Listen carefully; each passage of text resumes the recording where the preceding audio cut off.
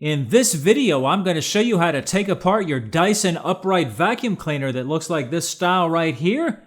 I'm going to show you how to get to the main motor assembly, to replace the main motor assembly, and also to get to the little microswitch that activates the beater bar when you fold the handle back and it turns on the beater bar.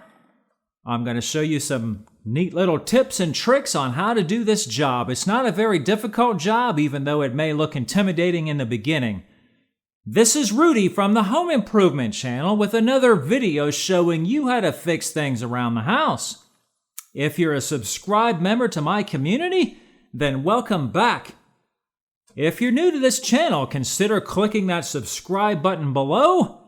And if this video was helpful for you, click on that like button. So without further ado, let's dive right in.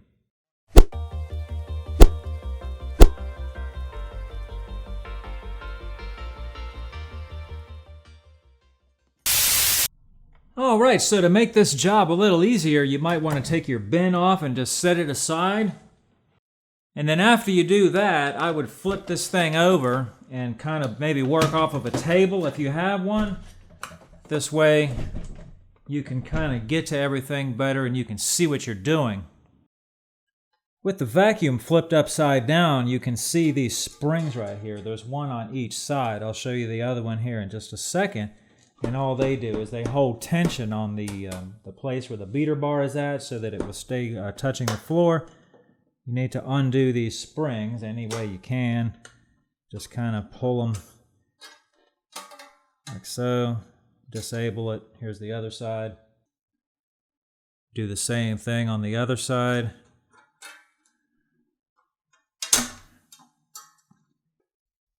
Once you undo those springs, you're going to want to pull loose the internal hose right here. You really only need to do one side of this. The other side is like a Chinese finger trap, and it just turns into a pain in the neck. You don't have to do that. Just kind of wiggle this side back and forth like that until it comes off. So this piece here is pretty much free to go. You can pull that off, but you do have to be careful with it. There's some wires attached in there, and it's attached right here through these sides, but it comes off fairly easy. Speaking of wires, there is a cover inside of here. Here, let me zoom out a little bit. It's right next to the internal hose, and there's one screw that holds it down, and you've got to take that cover off of there. So just take this screw out, and then when you take the beater bar motor assembly off, it will relieve the stress on those wires. Just pull this one screw and then take the cover off and set that aside.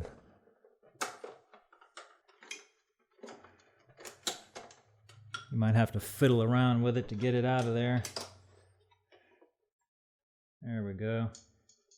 And then yeah, that just exposes these two wires right here for the beater bar. So normally I would do this part here with the vacuum upside down, but for filming purposes, it's easier to show you with it standing up like this. This piece here with the beater bar motor and everything, it needs to be pried out of here, right? And if you use a screwdriver to do that, you're going to dent it all up. So I like to use this wider painter's tool right here, and it doesn't damage the plastic. So just kind of do that, and do that, and there we go. So there's no need to take this beater bar apart with the motor and the belt and all that stuff unless you suspect that the motor is bad.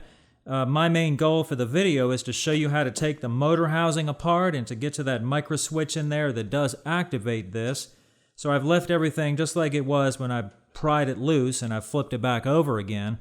So just be careful with, remember there's wires here, so just kind of take it and flip it over and just set it aside,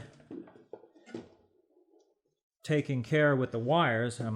I've even set this on a box, you know, to make sure the wires don't get stretched out. So now we're free to get to the motor. So what we're going to need is a T10 Torx bit, and there's 5 screws. There's 1, 2, 3, 4, 5.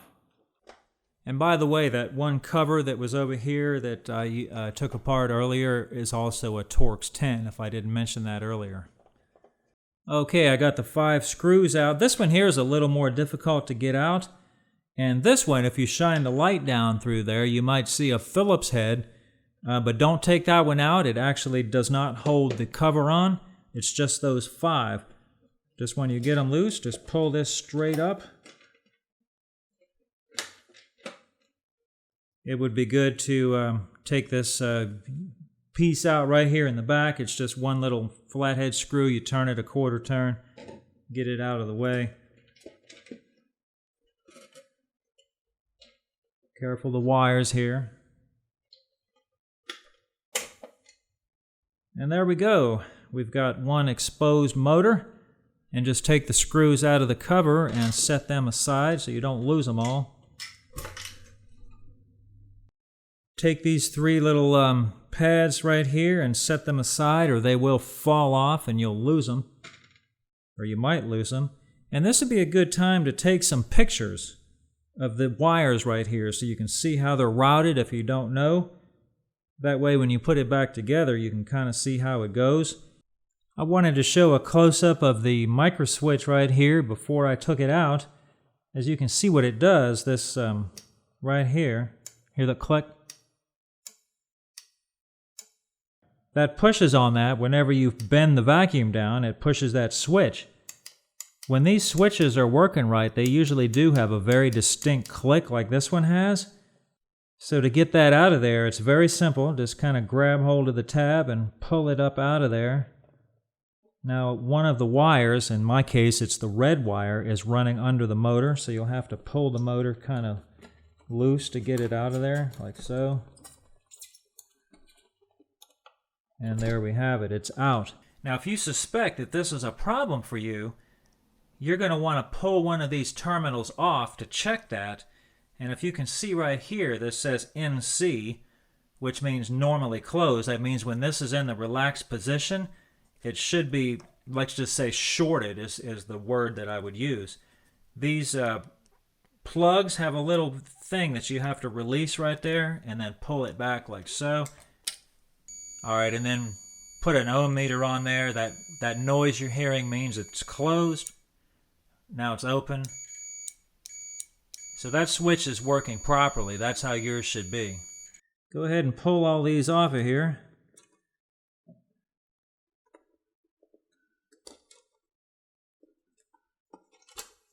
Just like so. And go ahead and pull the motor just straight out of there.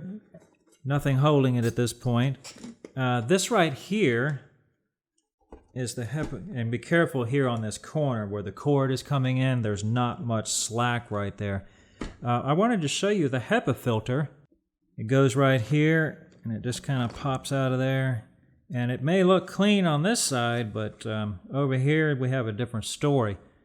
Now if yours looks something like that, you should probably go ahead and replace it while you've got it apart.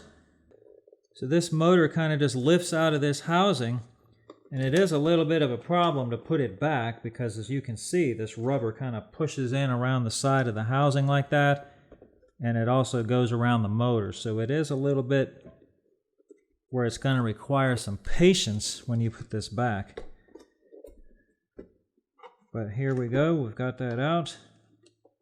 And also keep in mind which way the motor is in there. Once you pull the motor out, it's hard to tell which way it goes back. All these wires that you see on the motor, they have to come out this side right here. Alright? And also, this shape of this right here, it has to line up in here with this shape inside of here. So those are a couple of things that you need to know about when you go to put the new motor back. So take this rubber off of here. If you were going to replace this motor and pull the wires off, keeping track of where they went. See, this one has 2 prongs and this one has 1. And it's going to be the same thing to get these off. There's a little kind of a pin right here. You got to push that down to get that off, because otherwise it doesn't want to come off, all right? So take those off and put your new motor in place, and you're going to need this rubber piece here. If your new motor doesn't come with that, you're going to need to swap that over to the new motor right there. All right, now to put this thing back together, make sure that your rubber here aligns with the pattern in the bottom of the plastic right there. Try not to pinch any of those wires, and you can kind of see through here if that rubber is meshing correctly on the bottom, and you can kind of turn it and feel it, stop where the rubber is making the resistance right there, so you know it's all the way down. Also, being sure to bring the wires through this corner right here, through the little cutout in the plastic. Here's a close-up of that right here. And then once you get the motor in place, you're going to want to carefully put this rubber shield back over the top of it, making sure that this lines up with the cutout in the corner. All right, so kind of start your rubber gasket so that it's aligned properly right here.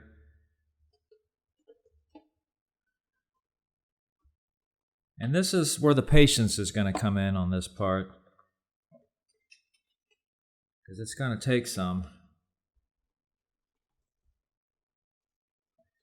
If you notice here on the side, this has to slip down between the motor and the plastic, and that's where it can get kind of difficult, because just pushing it doesn't really seem to be enough.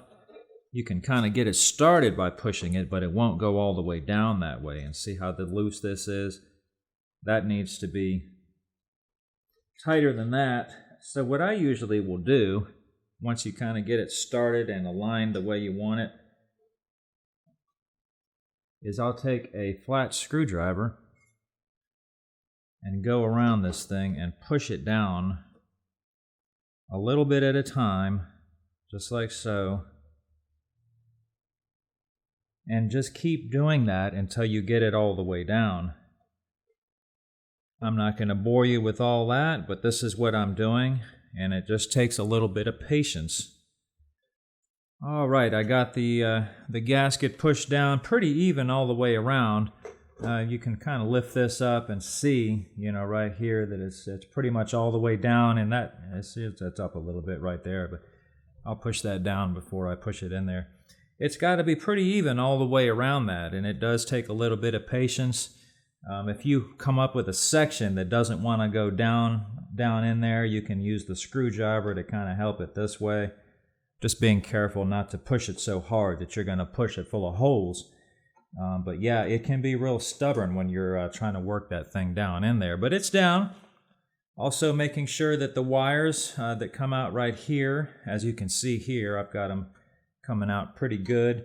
And the rubber gasket is down in the plastic part like it's supposed to be.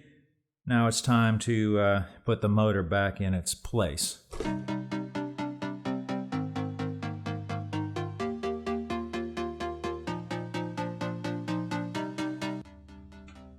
One thing that you should probably do before you put the motor in its place right there is to put the microswitch back, because this red wire, I know you can't see it real good, goes into this groove right here. Yeah, here's a picture of it. And that wire, you can't get that in there when the motor's in the way, so you got to put the switch in first. And also, if you didn't take off your front assembly right here, this lever that pushes on the microswitch is probably going to be in the way. So what you need to do is kind of push this back so that it's out of the way, and then you can get the switch in place, because otherwise you're going to have a time trying to get it down into that groove right there. Yeah, it's working. All right, so put the motor in, making sure you're not pinching any wires underneath.